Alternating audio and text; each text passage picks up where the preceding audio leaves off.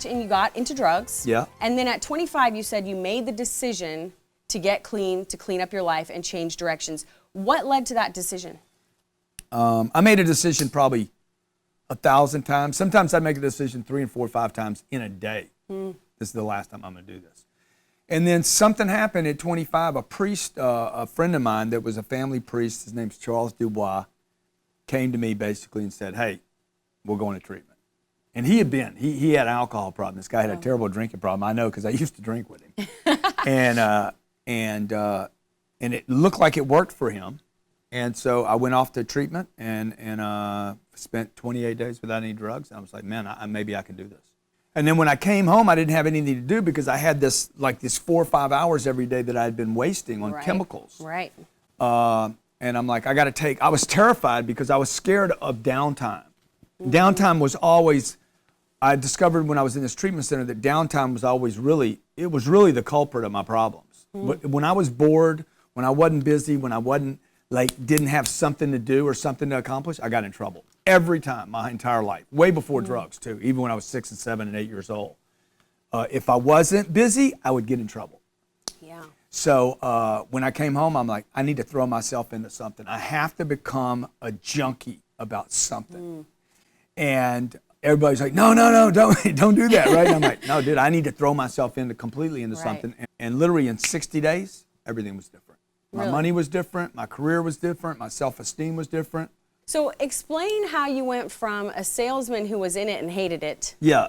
To then, you moved on and became self-employed, and then you were speaking about sales, and you're like a sales expert. So that's what, 20 years in between or 10 years? Yeah, no, there was maybe 25. By the time I'm 26, I'm the top 1% of all salespeople in the auto industry.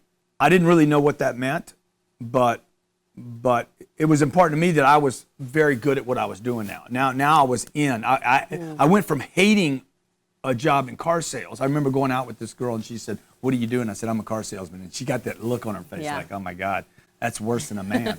Yeah. I mean, and I had this terrible thing. I'm like, okay, I'm going to get great at it, I started studying sales every day. I started recording interviews. Like literally, you'd come in to buy a car from me, and I hired my mom. My mom was 70 years old at the time, and I hired my mom, and I said, you sit over there and you take notes. Really? And watch her. Watch when I lose her. Watch what happens, and we're going to debrief at the end of the deal. And I'm going to see what's working and what's not. I'm recording myself, videoing myself. I'm using every little piece of technology 30 years ago I can to find out what am I doing right, what am I doing wrong. And what I was doing, I didn't know it then, but I was basically codifying sales. The biggest mistake I made in my career was I thought too small for too long. And so when I was doing 200 gigs a year and I was being paid, my average gig would pay me $35,000. That was a minimum I was working for. This is 15, 20 years ago. And I'm doing 200 gigs a year. I had to deal with one group. I was the only person they could promote. Okay. They couldn't promote anybody else. That was the agreement. The minimum was $35,000, and I got a percentage of the gate. It wasn't scalable. Right. Okay, my life sucked. Yeah. I was never home. I was on a plane. I was bragging because I got upgraded to first class. Oh my God, I got upgraded. Dude, if you're bragging about getting upgraded, you don't have a business. You're a slave to Delta. So my business was broken, and I had to literally figure out how am I going to rescale myself. And so I started looking at who was still successful in 2008 and 2009, and this is who it was. Anybody on TV could survive. And I'm like, oh, dude, I know what I got to do. And Elena had just been to an audition that week, actually, and she came back crying. It was terrible. I said, at least you were invited. Right. And I put the two together, and I said, you know what I'm going to do? I'm going to manufacture Grant Cardone as a celebrity. Is it work? I think it's work to not do it. I mean, to me, it's work not to win. Right. And I think the problem is so many people just don't have enough experience at winning. But for someone who is just starting out. Yeah, well, you got to show up. I mean, in the beginning, I just had to show up, even when I didn't have faith. Even if you don't know what to do, keep it simple. Show up. Okay, show up. Something will happen, and just do the simple things. And for me, the simple things are always this. Call a customer. Okay. Call somebody you want to be a customer. Call somebody you need to meet. Call me. Call somebody that will support you. What is your finish line? Do you have a finish line out there? Yeah, my finish line is, hopefully my finish line is 100 years from now. So someone finds you 500 years from now. Yeah. What is your legacy Great to question, them? man. Dude, that guy helped me. That guy helped me. That guy helped me simplify business. That guy helped me simplify life. That guy helped me, made it all right for me to be me.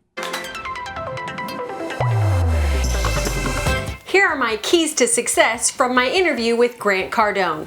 Number 1, get to know yourself. It's easy to just say Grant Cardone is a workaholic, but really he had to discover that he just cannot be bored, that it's not good for him, that that's how he ended up addicted to drugs. So you have to find whatever works for you. Number 2, show up. This was his advice for people who are just at the beginning, who have maybe gotten discouraged, that you just have to show up over and over again and focus on the basics. Number 3, he believes that anyone should know how to sell, but especially if you're a business owner. And you may think, well, some people are just good at sales. Well, that might be true, but the way he became a master was drills. Sales drill after sales drill, cold call after cold call, practice, practice, practice. That's how he became the master. Number 4, think bigger. Grant Cardone is so obsessed with exponential growth that he actually wrote a book on the topic, the 10X Rule. But it goes beyond materialism or greed or just wanting success. The phrase he said most to me was to take care of his family. Now, he might have higher standards than you and I, since for him that includes a family jet. But what he means is it's going to take more than you think to live comfortably the rest of your life. And by comfortably, he means take care of your family and weather any economic dropout that might happen. So most people, he believes, underestimate how much that's going to take. He also believes that people grossly underestimate their potential to achieve success. Number 5, focus on your legacy. When I asked him, Grant, what is the finish line for you? He said that there wasn't one. Instead, he's focused on what people are going to think when they come in contact with his content 100 years from now or 500 years from now. And for him, that all comes down to helping people.